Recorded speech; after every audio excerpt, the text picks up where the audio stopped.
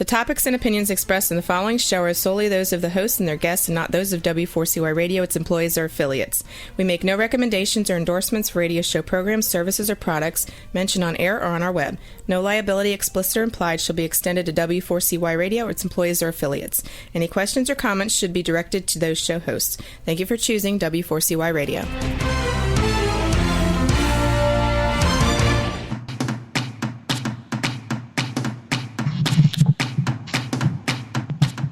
Hey, welcome back, everyone, to the Geeks, Geezers, and Googlization show, where we're talking with HR and business thought leaders about all the crazy shifts going on in the world of HR, recruitment, and business. I'm your host, Ira Wolf, and I'm joined by my co-host, Keith Compagna, who's right beside me today. Yes, sir. And our sponsors, again, are JobVite and Success Performance Solutions.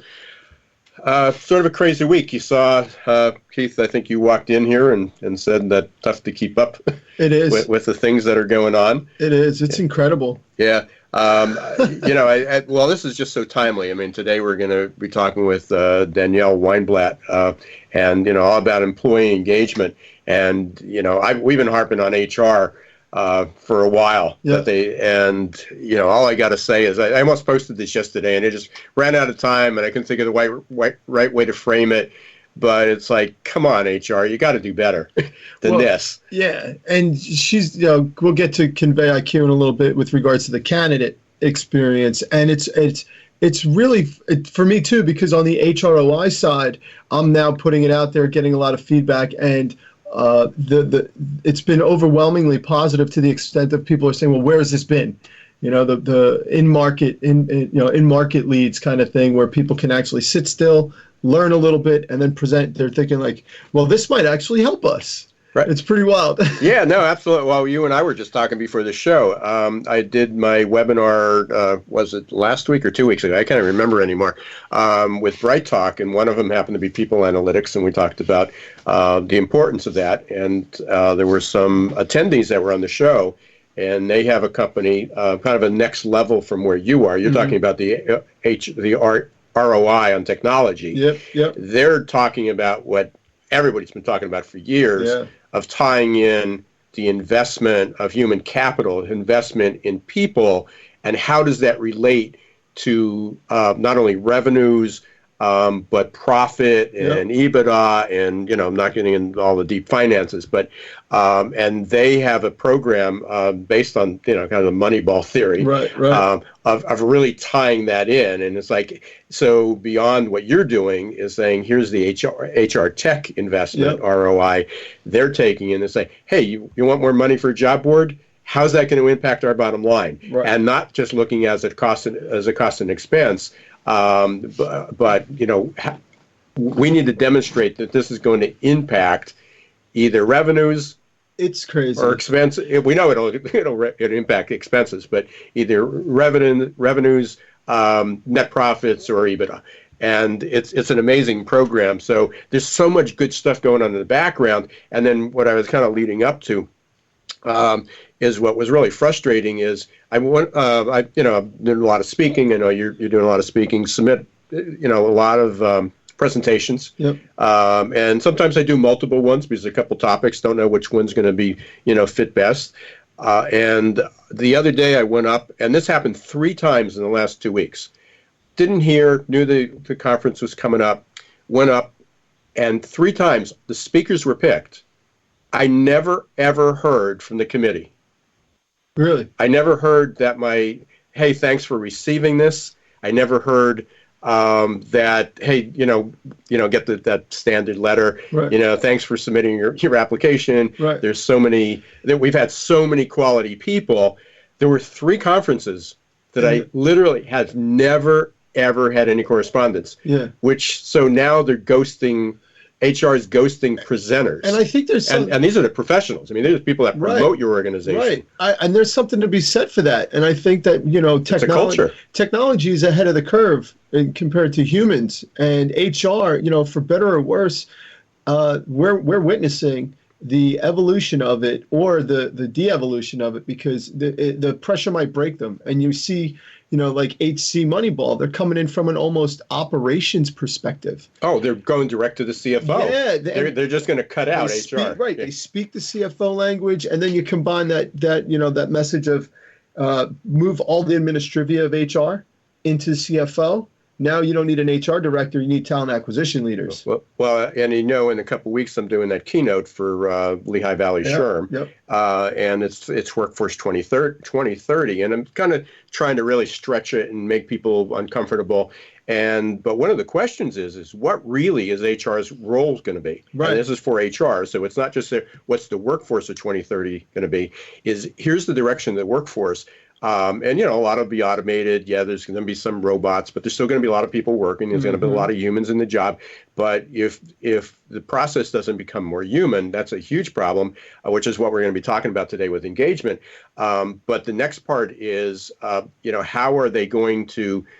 What are they going to actually be doing? Right. Because they're not going to be doing paperwork. They're not going to be doing the admin and the processing. And then somebody else brought up I talked to the other day. They said, what are you doing with blockchain? I mean, what are you following that? And I said, yeah, sort of. But so he put me on to a blockchain talk.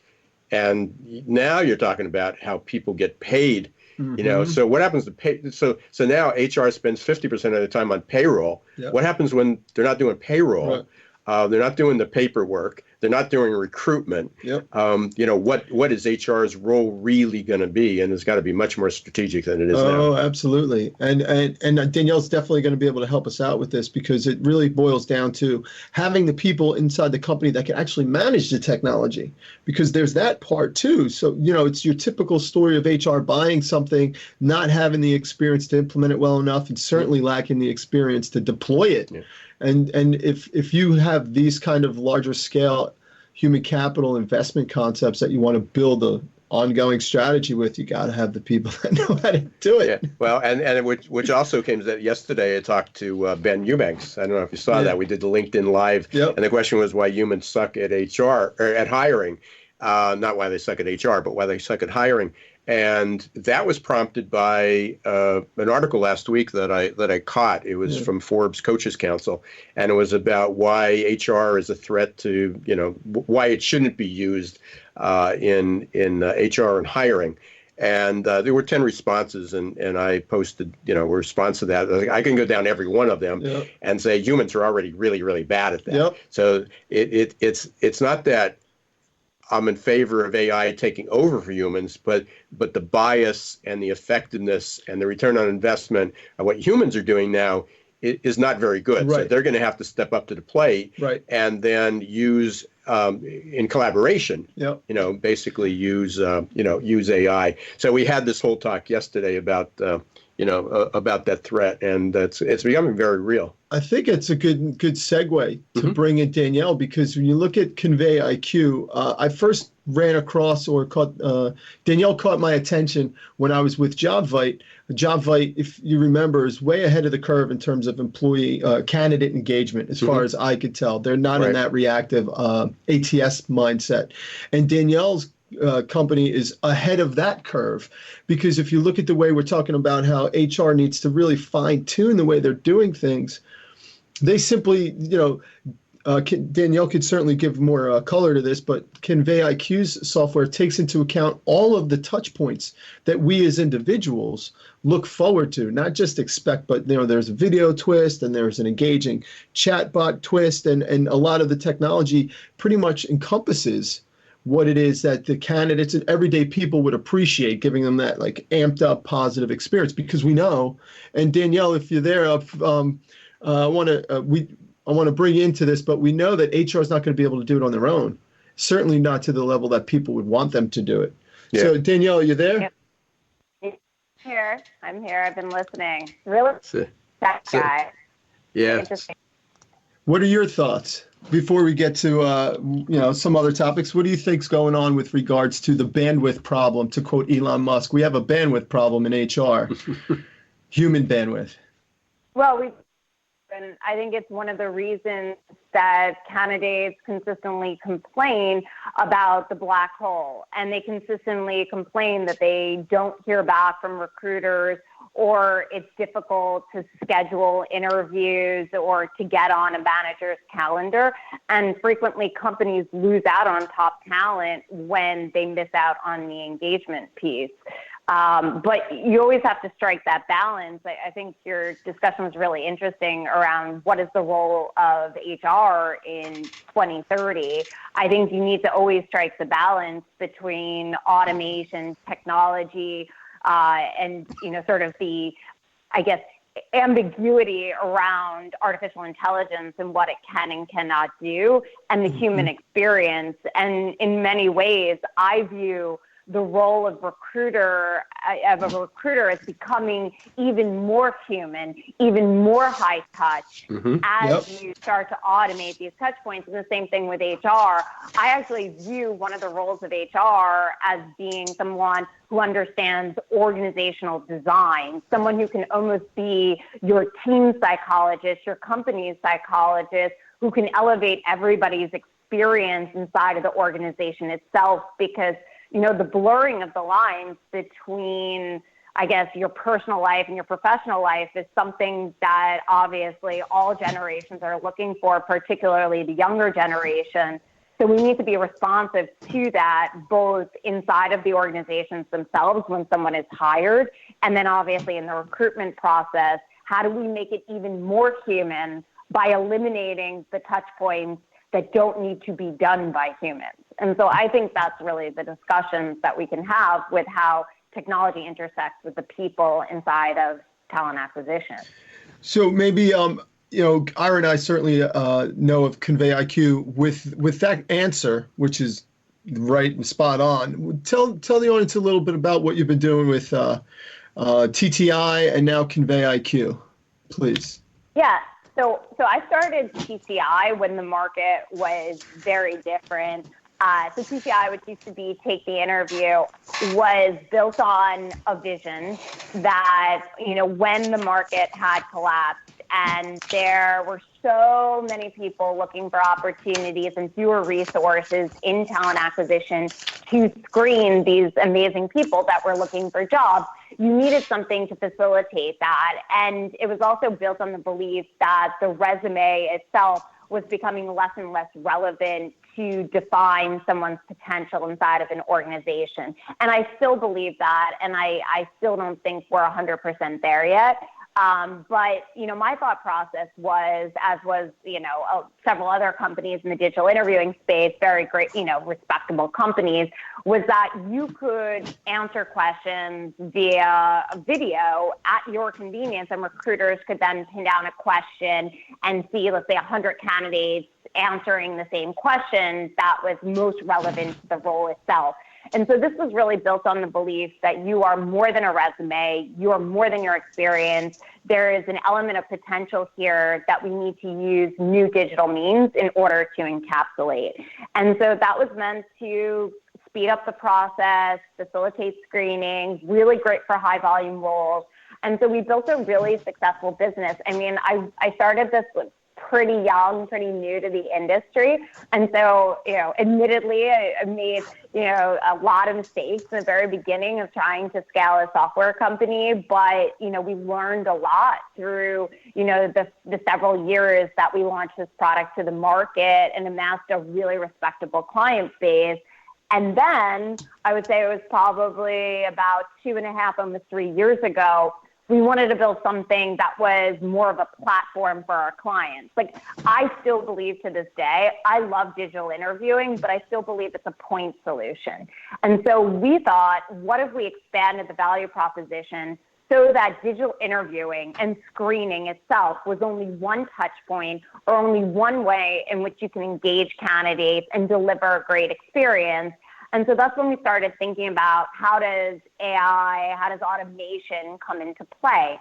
And throughout, at this point, it was about 5 years of working with talent acquisition professionals, we knew that there were a lot of things that they were doing manually that they just wanted to bang their head against the wall and say, I do not want to do this anymore, whether it was scheduling complex interviews or days, following up with managers, following up with candidates, giving them status updates, being able to prepare them for interviews, being able to welcome candidates to the process, or give them a personalized experience, regardless of the fact that you had hundreds of people applying for every single position you opened.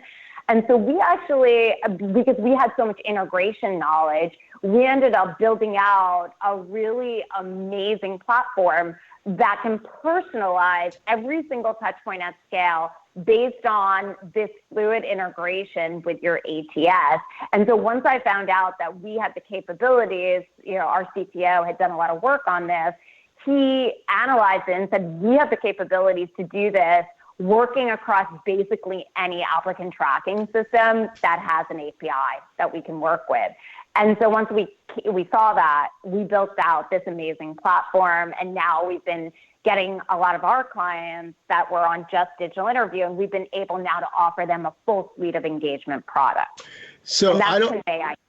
And that's ConveyIQ. And a lot of I appreciate the context there, because I could see how you moved from the end user, the candidate, into the HR department, knowing that there were barriers of entry with integrations. And being the software guy that I am, I gotta congratulate you, because integrations is really the scary unknown for HR people. They're simply not technologists. They don't know they know there are ones and zeros, but they have no idea what they're doing, or maybe they don't even know that there are ones and zeros. From your perspective, Danielle, are you seeing, the so what factor is what I'm going with here. You think about, like, so what? Are you seeing executives actually paying attention to the fact that they need to put the candidate's experience in mind first, and that their HR team lacks the technology to do that? Or what kind of feedback you're getting from the market, from your perspective? Yeah. So I think there's three things at play right now that we need to consider. The first is the job market is super tight. Obviously, we've been talking about this for a while. Unemployment is at lowest of lows. I saw it in the Wall Street Journal. I think it was the lowest it's been in 50 years.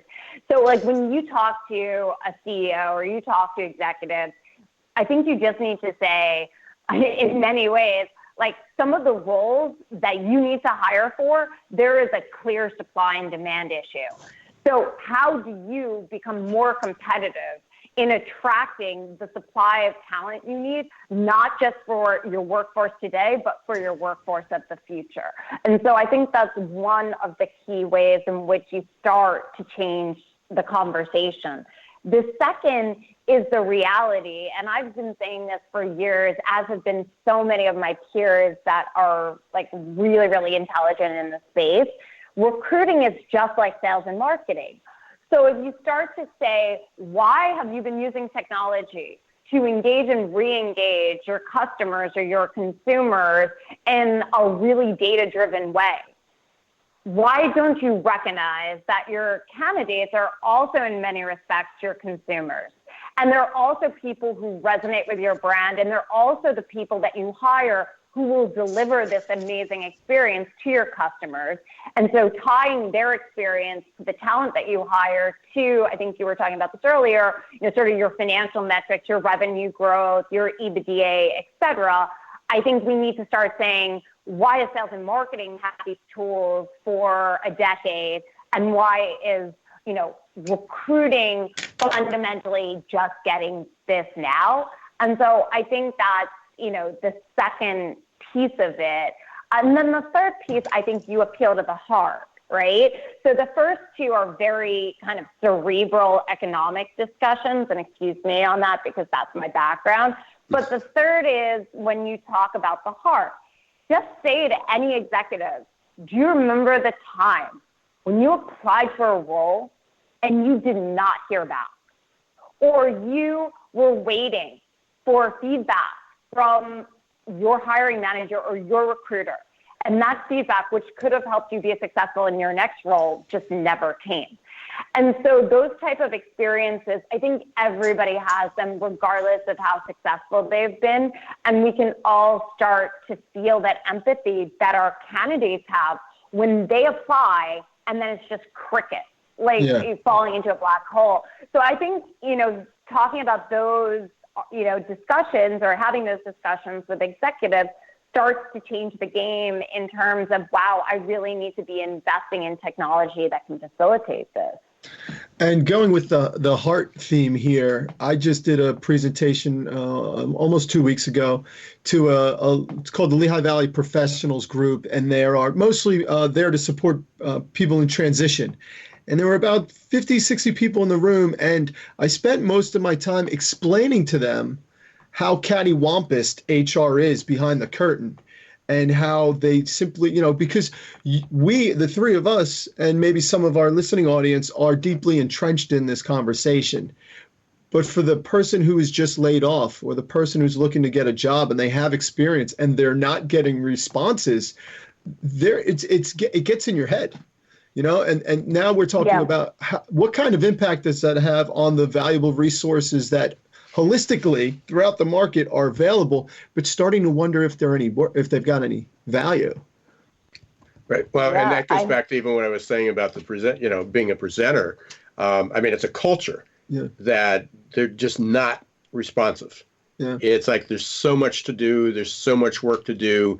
And much of what gets done is administrative. But how hard is it? Imagine. I don't know how many presenters some of these conferences got. I'm not talking about SHRM National. Right. So some of these might have got 100, 150, maybe even 200 respondents. Not that you have to handwrite a note, but just the response. Hey, just want to let you know, new schedule's coming out. If you're doing it to not just me personally, but if you're doing it to professionals, to their own, because a lot of these people are their own. Then you can imagine how unresponsive they're doing it to candidates, which are much higher volume. Hey Danielle, we're gonna have a break in just a few minutes here, but initially when you were walking through this, you talked about some of the things that you had done, and you talked to HR, and you recognized some of the gets into what can be automated, what can you do better, what could be more efficient. Yeah. But it was still talking more from the kind of recruiter HR side of what needed to be improved, kind of what are the pain points of HR and recruiters. But what your business is really talking about what are the pain points, how do we eliminate the pain points from candidates, correct? Yeah, no, that's absolutely right. But they're interrelated. You can have a discussion about how to make the candidate experience better in many respects if you don't talk about why the recruiter isn't able to deliver on those things. Most recruiters that I work with are amazing. They are people. They want to deliver a great candidate experience, as do the VPs, the talent that they work for. They have these amazing transformation strategies. But when you look at the number of requisitions that they have, so their workload, and often the companies we work with are major brands and they have a lot of applicants for their positions, you just start to see that even though you may have the best of intentions to deliver a great experience, you are just unable to deliver on it based on all of the things that you are doing. So I think that they're interconnected. If you look at all the touch points candidates need, and then you look at the breakdown in terms of the amount of updates, the right type of preparation, the scheduling considerations, the quick updates to candidates that their resume is still even being reviewed. These are all of the things that just are common decency that are unable to be facilitated unless you use technology to do it in a really proactive way. So there's a couple of things. One is my presentation, and it's becoming one of the more requested ones at the annual SHRM, was keeping the human in HR. And my message is that it's not. A lot of people looked at that as, gosh, she's going to tell us why we shouldn't have technology. Why it's going to keep our job. And the reality is that no, you're going to absolutely need technology, so you can have more human contacts, because right now is the process from talent acquisition down to someone requesting vacation days, or they have a concern about their health care benefits. they don't get a response. They got to stand in line. They're fearful of going down. They don't even know how to find this information. And it just needs, that part needs to be automated so there is more time for that human interaction. When we come back, we're going to take a quick break in just a minute. But when we come back, I want to be able to talk about some of the touch points that you found have the biggest impact. So there's a long list, but I did some research on what you were doing, and I've been doing, just in the game. I'm sure we'll agree on what most of these touch points are. But I want, you're doing this full time, and you've got a lot of, data behind there. Which of the touch points, the candidate touch points, can be changed and have the greatest impact? So we're going to continue this conversation in just a minute. But you are listening to the Geeks, Geezers, and Googlization show. We're with Danielle Weinblatt from ConveyIQ. We're talking about what's going on with the candidate experience, HR, recruitment, what the workforce is going to look like not only in 2030, but in 2020, what needs to be changed right now. We're going to take a short break. We'll hear from our sponsors, JobVite and Success Performance Solutions. So stay right where you are. We'll be back in 2 minutes. Behind everything you're searching for is something you're actually looking for. When you search with the real Yellow Pages, you get more than a contractor. You get a whole new curb appeal. It's not just getting directions to a dry cleaner with YP.com. It's rescuing an old favorite from the back of the closet. And it's more than finding a locksmith with YP.com on your mobile. It's getting to sleep in your own bed. Whatever it might be, there are more ways to search and more ways to find exactly what you're looking for with the real Yellow Pages, YP.com, and YP.com on your mobile, only from AT&T. What's up, everyone? This is Keith from the Geeks, Geezers, and Googlization show, powered by JobVite. JobVite knows career paths are made by people, not by open job requisitions. JobVite's platform ties recruitment marketing directly to applicant tracking and onboarding, creating continuous candidate engagement that effectively connects recruiters with qualified passive candidates. Used by over 50,000 recruiters placing over 1 million jobs, JobVite's platform impacts every company in every industry. Check us out at jobvite.com. Listen carefully. Up to 9 out of 10 job candidates visiting your company career page leave before completing an application. You heard that right. 90% of candidates who want to apply for a job at your company don't. That's just plain crazy, especially in today's tight labor market. Candidate experience matters. Stop turning candidates away. Let Success Performance Solutions help. Call us at 800-803-4303 or register at successperformancesolutions.com/W4CY. Schedule a no-obligation consultation and get special access to insider tips to recruit faster and hire smarter.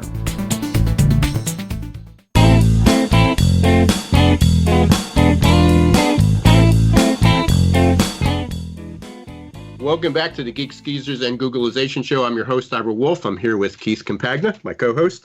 We're in the same studio today, and we've got a great conversation going on with our guest, Danielle Weinblatt from ConveyIQ. We've been talking about future work, candidate engagement, automation for where things are headed. Yep. When we left off, we were talking a little bit about recruitment marketing. I actually, Danielle, you were talking about, and we were talking about this in the break. Who's your primary contact? Are you working with recruiters or the VPs? I'm working on my, when I'm presenting, and I primarily work with a lot of small, medium-sized businesses. So, it may not exactly be your target yet, but sometimes there's one HR person, and they are the recruiter. So I recently changed the title of this online course I was doing to the recruitment marketing for the accidental recruiter. And I give credit, if you remember, to Keith, Karen Young. She talked about the accidental HR person. Right. Yep. It's like the receptionist who's good with people, and they say, "Hey, can you post this job?" And all of a sudden they're in HR, or they're helping with payroll, and they're thrown into the mix. So while there are there's a lot of really, really good recruiters, and to them they get it. And this is, we're not necessarily talking about that bell-shaped curve, and it's not even just bell-shaped curve. It's probably the rest of the 90% of the population that needs to get their act together of doing that. But when we left off, we were talking about the pain points within HR and recruitment that we need to fix to free up time so they have more ability for the human contact. From the other side, because you have a platform, you have a software that helps manage the candidate experience. So what are some of the top touch points that you've seen that, when I guess course corrected or improved, have the greatest impact to not only attract more candidates, but also to keep them in that pipeline and raise the bar? So what are some of those touch points, and which ones have the greatest impact? Sure, and I'll go through some of them, and then we can double click on a few of these.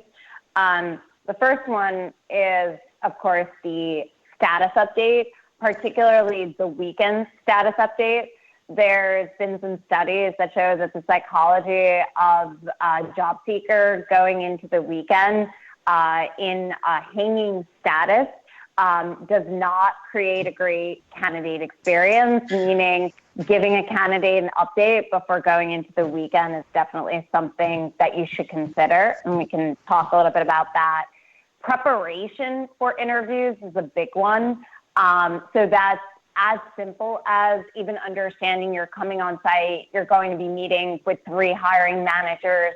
One of the interviews will be a case study or a whiteboarding session. You're going to have, X amount of time for a lunch break, et cetera, et cetera. So even having just some of those pieces of information prior to the interview itself, believe it or not, a lot of companies drop the ball. I think another big one as well is the pre-board. And so I've heard some pretty bad experiences, and they will blow your mind, about candidates receiving an offer, accepting, and then crickets. So you would think that the black hole would be pretty common right after you apply, and maybe you're not being considered, which of course everybody hates that. So I don't need to reiterate common sense.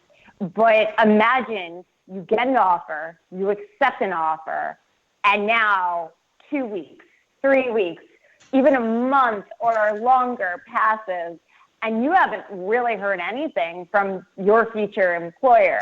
That is a really awful candidate experience, or even new hire experience, that absolutely can be changed with our software and improve yields, improve percentages, and really improve the experience. And then I guess the last one that I think is really important, that still 2 out of 3 companies are not doing, or at least not doing well enough to improve the overall process, is asking for feedback.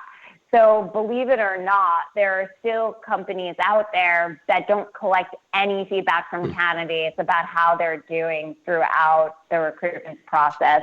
And so at the very least, simply asking a candidate with a touch point, how is our process? What did you think about your on-site interview? How was your application process?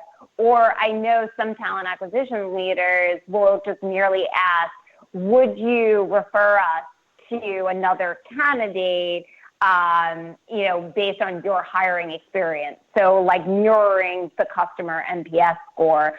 I think those are some of the key touch points that, again, sound like common sense, but are just so infrequently done that they ruin an otherwise great employee and great recruitment experience.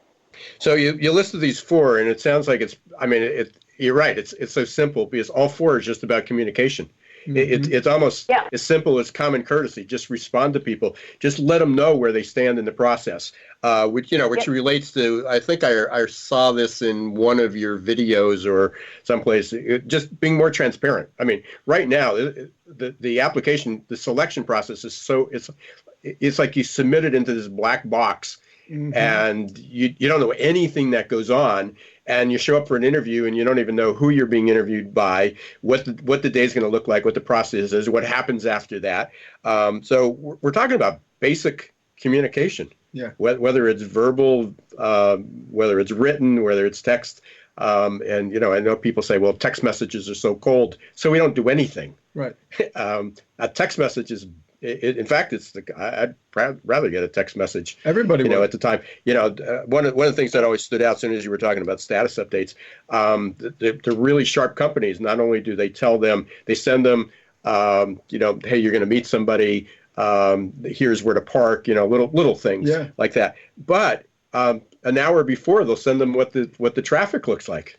Yeah. How long is it going to take? Yep. Just give them a heads up. Little things that are just proactive, which cost zero, cost nothing. I mean, if you knew you had you know, maybe you can't do it for everybody, but if you knew you had a top candidate in, I'd immediately go and pull up on my phone.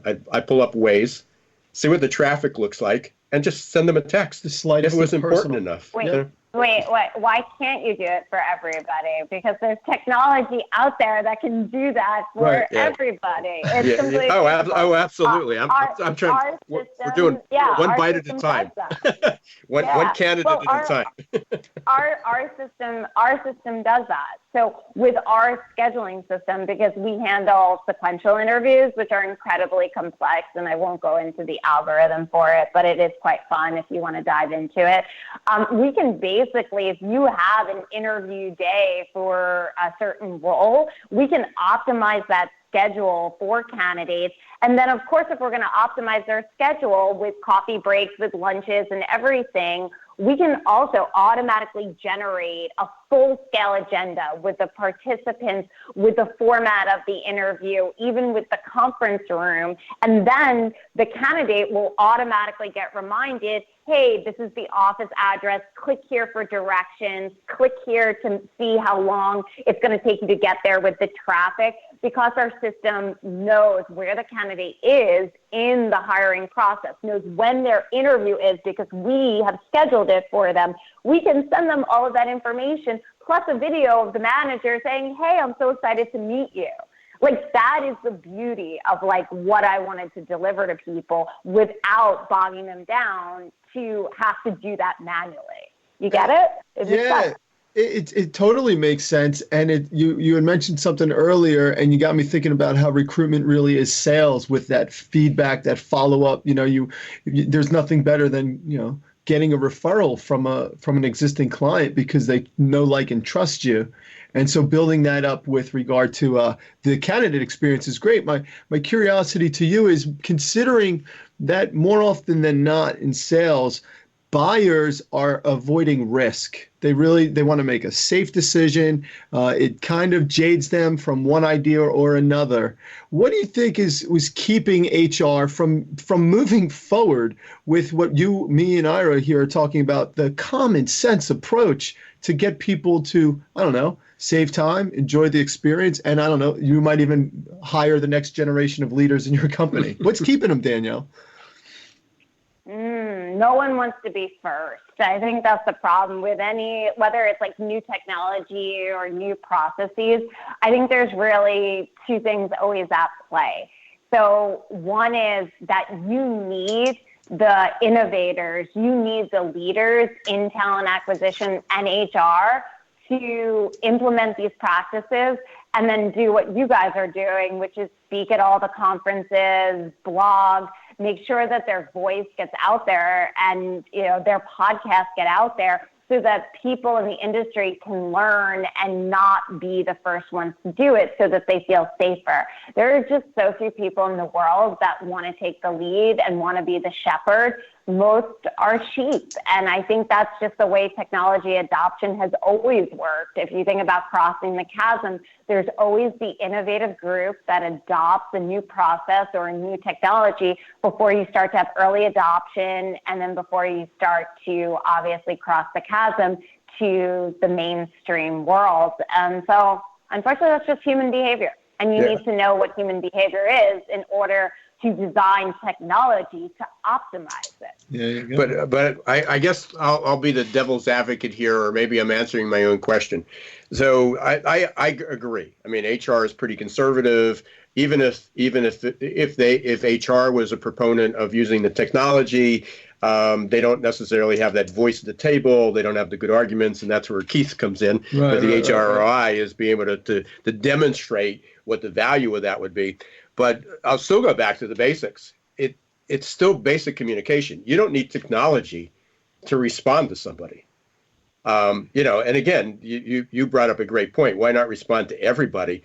Well, why don't they respond to the top people in a timely manner? Sure. And give, if you're really concerned with, if you're really focused on somebody, you're just having a tough time scheduling them with your hiring managers, you can provide the automation. But if you don't have the automation, or you're working in a small company, just reach out to them and say, hey, listen, we told you we'd be back to you by the weekend. Sorry, we can't get in touch with the hiring manager. It'll be Monday for sure. Or send them a text message and do these things. So I think it goes back to if HR and recruiters, and again, this is general, there's some really good people out there doing it right. If they focused on what can we do to improve our communication, and then recognize that technology would help automate part of that process, then that's the story. So I agree that I think the technology, pushes people off, but some of it's just mindset. Some of it's just recognizing need. I agree. I think if you were going to ask the question about why don't we just have common communication, I do think everything comes down to incentives. And it's not just about everyone, when they hear incentives, in HR, they think it's about compensation. Sometimes it is compensation. Sometimes you need to define the behaviors you want or the actions you want to how you get, numerically compensated.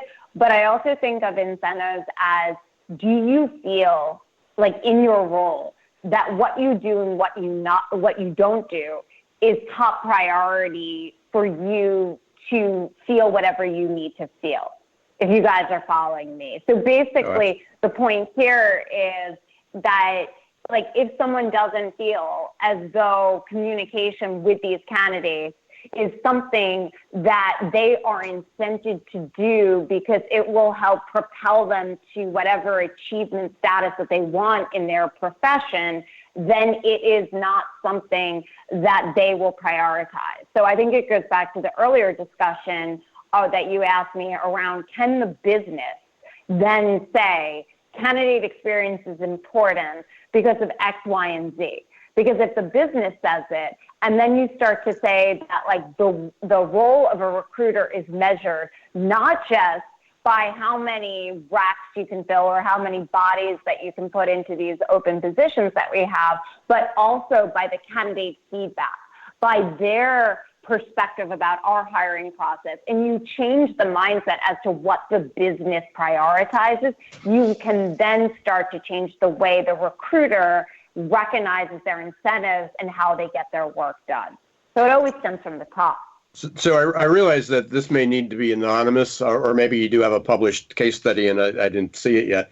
Do you have have you been able to demonstrate with any of your clients what an improvement in candidate experience, however you might measure that, would be with profitability or revenues or, Yep. I'm sure, have you been able to do that?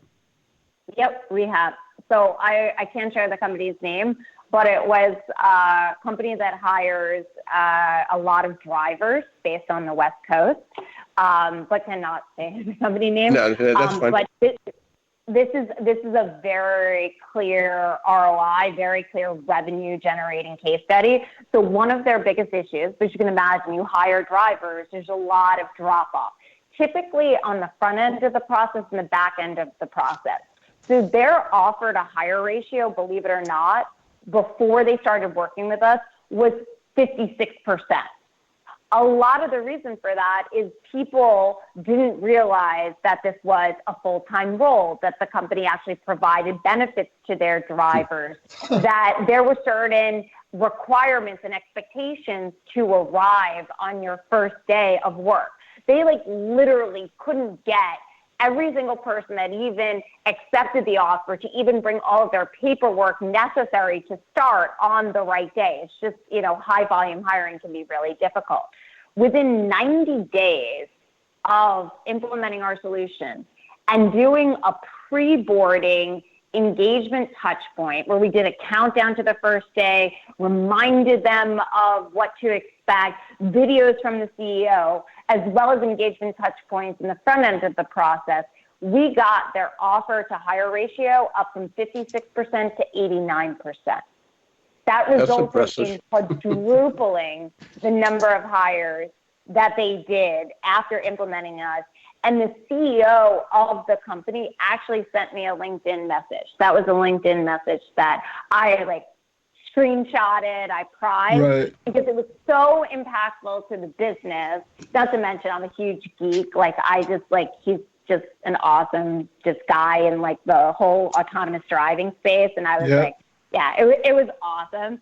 And he's like, I heard that you've had a real impact on our hiring process. And that's because in their world, the number of drivers that you hire or the speed at which you can hire people is directly equated to the revenue that you can generate. And this is the case with a lot of companies where their front-facing high-volume roles are directly equated to revenue, and therefore the speed at which you can do it, the engagement, the conversion metrics across the funnel impact your ability to do business. And so that was one of my favorites. I worked on that directly. So we have a customer success team that does a lot of our implementation, but I worked on that directly with the head of talent, and I love that case study. It worked so well. Yeah, and that's exactly what we were looking for. I mean, that's a great way to start to wrap this up. A great industry too.